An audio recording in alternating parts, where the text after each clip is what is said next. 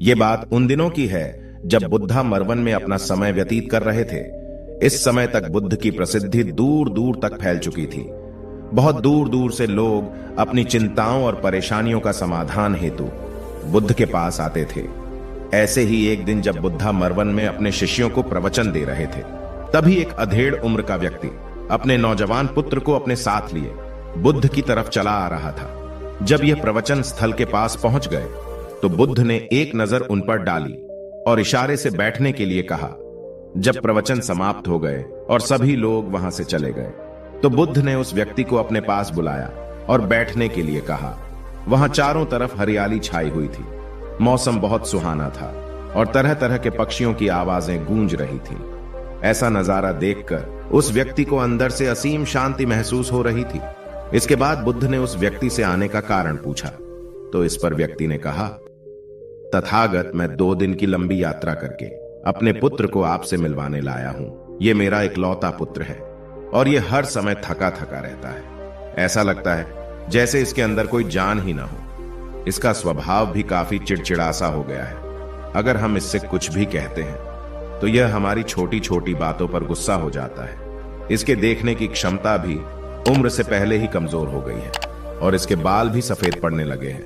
इतनी कम उम्र में इतनी बड़ी उम्र का लगना, मुझे तो कुछ समझ नहीं आ रहा है।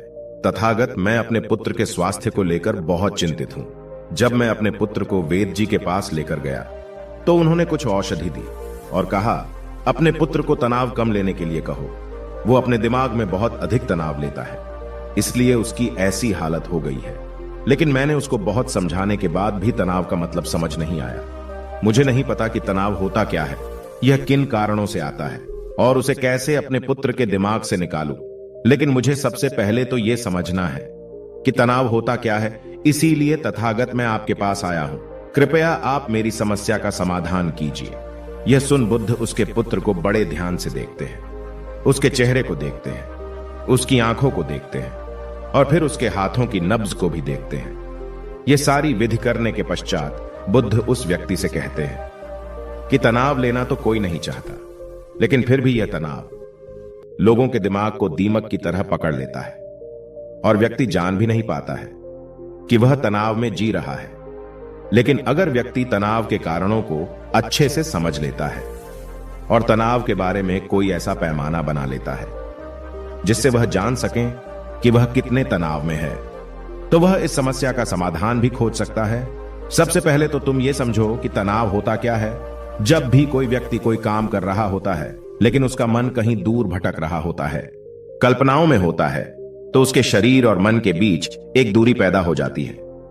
यह दूरी जितनी अधिक होगी, व्यक्ति उतनी ही ज्यादा बेहोशी की अवस्था में होता है और शरीर व मन के बीच की इसी दूरी और खिंचाव को तनाव कहा जाता है। आखिर कोई पसंदीदा खेल खेलने के बाद व्यक्ति चुस्ती और प्रसन्नता से क्यों भर जाता है, जबकि उसने तो अपने शरीर को थकाया है। लेकिन समझने वाली बात यह है कि खेलते समय मन और शरीर एक साथ पूरी तरह से उस खेल में केंद्रित होते हैं, जिससे शरीर और मन के बीच दूरी पैदा नहीं होती और कोई तनाव पैदा नहीं होता। और अगर दिमाग में कोई तनाव था तो वो भी दूर हो जाता है। लेकिन इसके विपरीत, जब हम कोई ऐसा काम करते हैं जो हमें पसंद नहीं है, तो हमारा शरीर तो उस काम को कर रहा होता है, लेकिन हमारा मन कहीं दूर कल्पनाओं में भटक रहा होता है, जिससे शरीर और मन के बीच एक दूरी पैदा हो गई और तनाव ने जन्म ले लिया। इसीलिए व्यक्ति को एक समय पर सिर्फ एक ही काम करना चाहिए और अपने तन और मन की सारी शक्ति उसी एक काम पर लगा देनी चाहिए, जिससे व्यक्ति के अंदर तनाव पैदा ही ना हो। इसके बाद बुद्ध ने कहा, तनाव पैदा होने के मुख्य 8 कारण होते हैं और जिसने इन कारणों को समझ लिया वो जीवन भर तनाव मुक्त रह सकता है। मुख्य कारणों में सबसे पहला कारण है अति महत्वाकांक्षी होना। महत्वाकांक्षी होना अच्छी बात है, लेकिन क्या कभी आपने इस बात पर ध्यान दिया है कि इंसान के लक्ष्य कभी पूरे ही नहीं होते हैं। उसका एक लक्ष्य पूरा हुआ नहीं कि वह दूसरे की तरफ भागने लगता है, दूसरा पूरा हुआ तो तीसरे की तरफ, और इस तरीके से वो अपने लक्ष्यों को पाने के लिए जिंदगी भर गोल गोल घूमता रहता है। इसीलिए जो व्यक्ति अति महत्वाकांक्षी होता है, जिसने बड़े बड़े लक्ष्य बनाए होते हैं, वह वर्तमान में कभी रह नहीं पाता है। उसका मन सदैव भविष्य की योजनाएं बनाने में ही व्यस्त रहता है। उसका शरीर तो वर्तमान में रहता है, लेकिन मन भविष्य में ही रहता है, जिससे मन और शरीर के बीच दूरी पैदा हो जाती है और वह तनाव भरी जिंदगी जीने लगता है। बुद्ध के मुंह से यह बात सुन उस लड़के ने कहा, है बुद्ध, तो फिर इसका मतलब है कि हमें लक्ष्य नहीं बनाना चाहिए, क्योंकि लक्ष्य बनाना भी तो महत्वाकांक्षा ही है। इस पर बुद्ध ने कहा, जीवन में लक्ष्य बनाना कोई गलत बात नहीं है, लेकिन समस्या तब उत्पन्न होती है जब वो अपना पूरा ध्यान उस लक्ष्य से मिलने वाले परिणाम पर ही लगा देते हैं और उसके परिणाम की चिंता करते रहते हैं। व्यक्ति को वर्तमान में जीना आना चाहिए। आप लक्ष्य बनाइए और उस लक्ष्य की प्राप्ति के लिए कड़ी मेहनत करिए, लेकिन साथ ही साथ आपको इस बात का भी ज्ञान होना चाहिए कि आप अभी वर्तमान में जी रहे हैं और वर्तमान ही सत्य है। बुद्ध ने आगे कहा, तनाव का दूसरा सबसे बड़ा कारण है ईर्ष्या करना है। जब व्यक्ति ईर्ष्या और जलन से भर जाता है तो उसका मन अंदर से सड़ने लगता है। ईर्ष्या एक आंतरिक घाव है। आंतरिक घाव यानी मन का घाव। व्यक्ति के शरीर का घाव तो भर सकता है, लेकिन मन का घाव कभी नहीं भर सकता। इसीलिए व्यक्ति को दूसरे की खुशी और तरक्की से कभी ईर्ष्या नहीं करनी चाहिए, क्योंकि ईर्ष्या तनाव का कारण है। इसके बाद बुद्ध ने तनाव का तीसरा कारण बताते हुए कहा कि आरुषिपूर्ण काम न करना, इससे भी मन में तनाव पैदा होता है। जो काम करना हमें पसंद ही नहीं है, जिस काम में हमारी रुचि ही नहीं है, उस काम में हमारा मन लग ही नहीं पाएगा। हमारा शरीर तो वहीं बैठा रहेगा, लेकिन हमारा मन कल्पनाओं की उड़ान भरेगा, जिससे शरीर और मन के बीच दूरी पैदा हो जाती है और व्यक्ति तनावग्रस्त हो जाता है। इसीलिए इंसान को हमेशा अपनी रुचि के अनुसार ही कार्य करना चाहिए। अगर व्यक्ति ने यह पता कर लिया कि उसे कौन सा काम करना पसंद है और वो उसी काम को अपने जीवन का लक्ष्य बना लेता है, तो फिर वो काम उसके लिए काम नहीं बल्कि एक खेल बन जाता है। फिर बुद्ध ने कहा, तनाव का चौथा कारण होता है किसी दूसरे से अच्छा रखना। बुद्ध ने उस व्यक्ति की ओर इशारा करते हुए कहा, एक पिता होने के नाते तुम्हारी अपने पुत्र से बहुत सी अपेक्षाएं होगी कि तुम्हारा पुत्र एक बहुत ही कामयाब इंसान बने, तुम्हारा नाम रोशन करे, जैसा तुम चाहते हो उस तरह का जीवन जिए, तुम्हारी हर बात माने। लेकिन क्या आज तक कभी किसी की सारी अपेक्षाएं पूरी हुई है? जब भी कोई व्यक्ति किसी दूसरे से कोई अपेक्षा रखने लगता है तो वो अनजाने में अपने लिए तनाव पैदा करने लगता है। जरा सोचो कि अगर तुम्हारा बेटा तुम्हारे अनुसार काम नहीं कर रहा है और वो नहीं बन पा रहा है जो तुम उसे बनाना चाहते हो, तो निश्चित रूप से तुम्हारे दिमाग को तनाव तुम्हें पकड़ लेगा। तुम तनाव से भरा जीवन जीना शुरू कर दोगे और इस तनाव के बस में आकर तुम ऐसा व्यवहार करोगे, ऐसी बातें करोगे कि तुम्हारा अपने पुत्र के साथ संबंध और भी खराब होता चला जाएगा। इसीलिए व्यक्ति को जितना हो सके उतनी कम अपेक्षाएं दूसरों से रखनी चाहिए, और अगर पूरी तरह से तनाव मुक्त रहना है तो दूसरों से अपेक्षा रखना ही बंद कर दो। इसके बाद बुद्ध ने कहा कि शारीरिक कष्ट भी इंसान के तनाव का एक कारण होता है।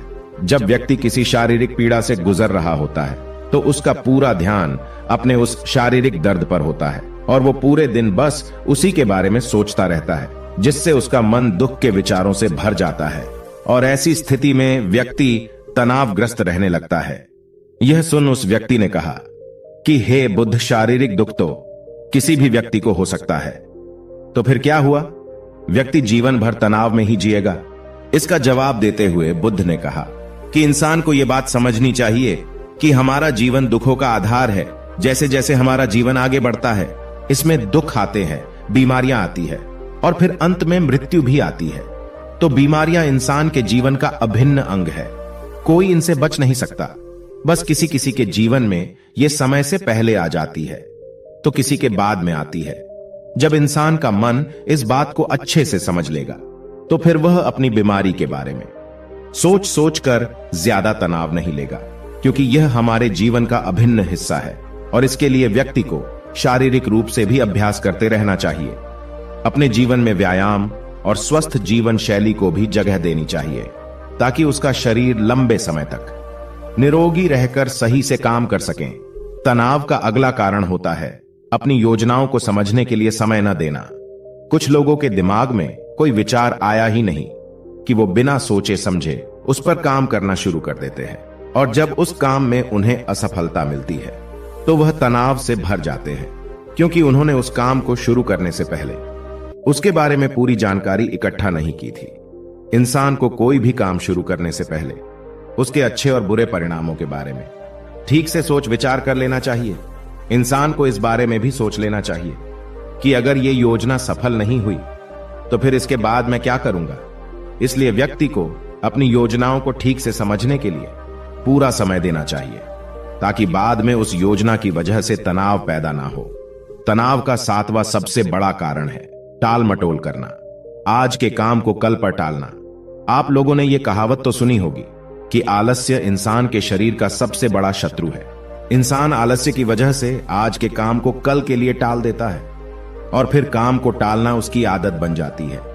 काम को कल पर टालने वाले व्यक्ति का काम कभी भी समय पर पूरा नहीं हो पाता है, और अगर किसी तरह से पूरा हो भी जाता है तो वह उतना अच्छा नहीं हो पाता है जितना अच्छा उसे किया जा सकता था, और फिर यह बात व्यक्ति के अंदर तनाव पैदा करती है। लेकिन काम को टालना या काम को एकदम अंत समय पर करना एक आदत है, इसीलिए व्यक्ति ना चाहते हुए भी बार बार अपनी इस आदत का शिकार बन जाता है और काम को टालता रहता है। और फिर जब काम की समय सीमा पास आ जाती है तो वह तनाव से भरकर काम को पूरा करने का प्रयास करता है। इसीलिए तनाव मुक्त रहने के लिए व्यक्ति को काम को टालने की आदत छोड़नी पड़ेगी, और यह तभी संभव है जब व्यक्ति काम को समय से पहले खत्म करने का निश्चय करे। सबसे आखिरी और सबसे प्रमुख कारण जो तनाव का होता है वो है ज्यादा सोचना। लगातार सोचते रहना भी एक बीमारी है, और यह उस व्यक्ति में सबसे ज्यादा पाई जाती है जो सिर्फ कल्पनाएं करता है, जो अतीत की घटनाओं और भविष्य की बातों के बारे में सोचता रहता है, जो बेवजह के अनुमान लगाता रहता है। इसीलिए व्यक्ति को ज्यादा सोचने की आदत पर लगाम लगाना चाहिए। इसके लिए जितना हो सके खुद को काम में व्यस्त रखना चाहिए, और हर दिन ध्यान का अभ्यास करने को अपने जीवन का हिस्सा बना लेना चाहिए। बुद्ध के मुंह से यह सारी बातें सुनकर उस व्यक्ति ने हाथ जोड़कर कहा, बुद्ध, मेरा पुत्र तो अभी मात्र 20 वर्ष का ही है और इसमें अभी इतनी समझ भी नहीं है कि यह आपकी बताई सारी बातों का एक साथ पालन कर सकें। आप कृपया करके तनाव मुक्त रहने का कोई आसान सा तरीका बता दें, जिससे मेरा बेटा उसका अनुसरण भी कर सके और तनाव मुक्त भी रह सके। उस व्यक्ति की यह प्रार्थना सुन बुद्ध ने कुछ सोचते हुए जवाब दिया, अगर तुम इतनी सारी बातों का पालन नहीं कर सकते हैं तो इसके लिए एक बहुत ही आसान विधि है। तुम एक बार मैं एक काम को करने पर ध्यान लगाओ। जो भी काम कर रहे हो उस समय पर सिर्फ उसी काम को करो, सिर्फ उस पर ही अपना पूरा ध्यान लगाओ। और अगर तुम्हारा मन इधर उधर भटक जाता है तो जैसे ही तुम्हें याद आए उसे वापस फिर उसी काम में लगा दो। यह सबसे आसान और अच्छा तरीका है तनाव मुक्त रहने का। जब तुम भोजन करो तो उस समय सिर्फ भोजन ही करो, उसके पूरे स्वाद का आनंद लो, उसका अनुभव करो। जब चलो तब अपना पूरा ध्यान सिर्फ चलने में ही लगा दो। इससे तुम्हारा मन और तुम्हारा शरीर दोनों एक जगह पर केंद्रित रहेंगे, दोनों के बीच दूरी पैदा नहीं होगी, जो कि तनाव का मुख्य कारण होती है। इसीलिए जहां तक संभव हो सके एक समय पर सिर्फ एक ही काम करने का प्रयास करें, वो भी पूरे ध्यान के साथ। दोस्तों, आशा करता हूं कि आपको इस कहानी से काफी कुछ सीखने को मिला होगा। धन्यवाद।